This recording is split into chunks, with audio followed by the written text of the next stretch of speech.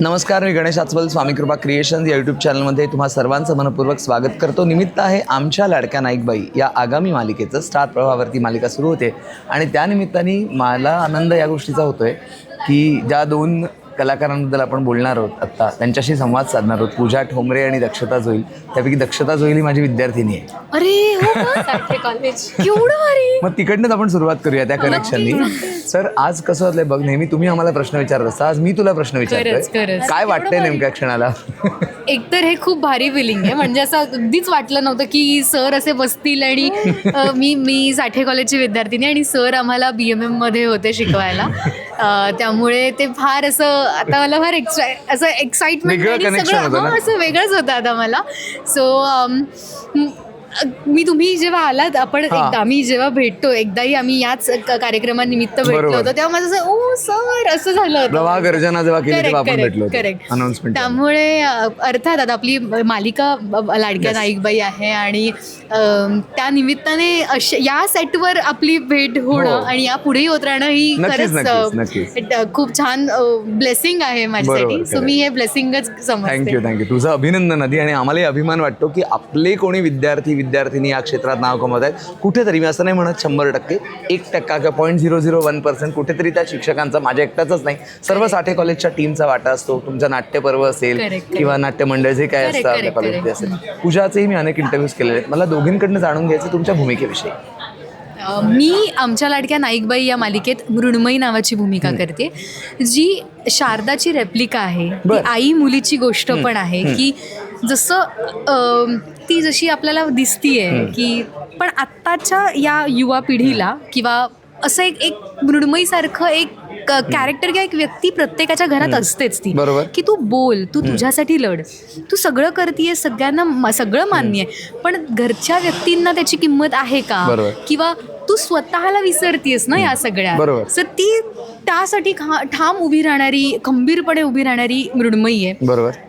घरातल्या सगळ्या व्यक्तींशी तिचं एक वेगळं नातं आहे. ती उद्धट नाही आहे, पण तिला माहिती आहे कोणाशी कसं वागायचं आहे, की ती म्हणजे माणूस म्हणून जगू द्या असं तिचं एक म्हणणं आहे की तू जग, तू स्वतःसाठी सगळं करतीयस ना तू. सो ती बहिणीशी तिचं छान एक नातं आहे. म्हणजे छान म्हणजे तसं छान नाही, ज्या बहिणी असतात, एक टशन आणि एक असं शाब्दिक असं वाला नातं आहे.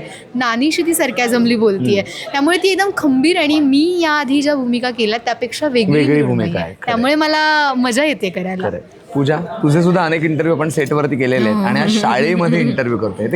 तुझ्या शाळेच्या काही आठवणी सांगशील? अरे बापरे. करता चिंचाबरोबर पण खातोय. हो, मी तर बिझी येते खाण्यात. मी फार हुशार नव्हते अशी, अगदी पास होईल.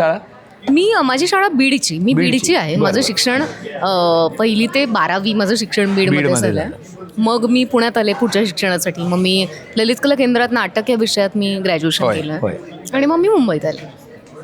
तर पण मी सतत खूप बाहेर असायचे. डान्स कॉम्पिटिशन, नाटकाची स्पर्धा, ही स्पर्धा, ती स्पर्धा, त्याच्यामुळे त्यात मला बक्षीसही मिळायचे. म्हणून ती बाजू माझी हे असल्यामुळे मी जरा अशी शाळेत फॉर्ममध्ये असायचे की ठीक आहे, अभ्यासात नसेल मी, पण मी या सगळ्या याच्यात खूप जरा चांगली आहे, तर हा अजून माझा असायचा. पण शिक्षक आमच्या ताई, आम्ही ताई म्हणायचो, त्या खूप गणिताच्या भारी होत्या. त्यांच्यामुळे मला गणित या विषयात आवड निर्माण झाली आणि कारण त्या माझ्याशी खूप छान बोलायच्या, सगळ्यांशी छान बोलायच्या. पण प्रत्येक मुलाला तुम्ही स्पेशल आहात असं एक फिलिंग देणं, ते त्यांनी त्यात करायच्या त्या. आणि बरं, त्या शिकवत असताना त्या खरं तर सगळ्यांकडे बघून शिकवायच्या. मला असं वाटायचं ते माझ्याकडे बघून शिकवतात, त्याच्यामुळे मला अजून भारी वाटायचं. म्हणून मला गणित या विषयात आवड निर्माण. बरोबर. हे कारण काही असू शकतं, पण इतकं छोटं कारण लागलं मला की गणित या विषयात मी जरा चांगला मार्क असायची मला. तर हीच काहीच की स्नेहसंमेलनात मला जास्त म्हणजे वर्षभरातलं तो एक भाग होता शाळेतला की मी अशी जास्त ऍक्टिव्ह असायचे. कारण मी करायचं ना बाहेर, ते भाव खायचा आणि काहीच नव्हतं, त्याच्यामुळे मी अशी खूप जास्त भाव खाल्लेला आहे. कारण मला डान्सही करता येतो, मला नाटकात कामही करता येतं वगैरे. तर हे असे आहेत किस्से. दक्षता, तुझी आई पण शिक्षिका आहे, मग अशी तू सांगितलंस. तर ज्यावेळेला तू म्हणजे आमच्या लाडक्या नाईकबाई आणि त्यात म्हणजे शारदा हे कॅरेक्टर, ती शिक्षिका आहे आणि तुझी आई ही सुद्धा शिक्षिका आहे, तर ते एक वेगळं बॉन्डिंग आहे. त्याविषयी थोडंसं एकतर माझ्या आईने सगळ्या घरातली कामं असू दे, शाळा असू दे आणि आमचा अभ्यास असू दे, दोन्ही बहिणींचा. मी आठवीपर्यंत आम्ही दोघीही मम्मी शिकवायची आम्हाला आणि 9वी 10वी आम्ही क्लासेस लावले आणि त्यामुळे मला विशेष हे वाटतं की जेव्हा मला वाचताही नाही यायचं पहिलीत असताना, मोठं शिक्षित असताना, तेव्हा जी वक्तृत्व स्पर्धा असतात आणि 26 जानेवारी किंवा 15 ऑगस्टला जी भाषणं असतात शाळेत, तर ते मम्मी बाकीची कामं करत करत आम्हाला एक एक ओळ, यात माझ्या बाबांचाही खूप मोलाचा वाटा आहे. म्हणजे बाबा जेव्हा काम करत असायचे तेव्हा मी त्यांच्या मागून एक एक ओळ आणि अशी आम्ही एक पानाची भाषणं पाठ केली आहेत जेव्हा आम्हाला वाचताही नाही यायचं. सो ते म्हणजे त्यांची खूप मेहनत आहे खरं तर. कारण बऱ्याचदा असं असतं ना की शाळेत ना म्हणजे बाकीचे शिक्षक म्हणजे पालक सांगायचे की तुमच्या मुलांना नका पाठवू कारण 9वी 10वीचं वर्ष आहे किंवा मग अभ्यासात पाठी राहतात ही मुलं. बरोबर.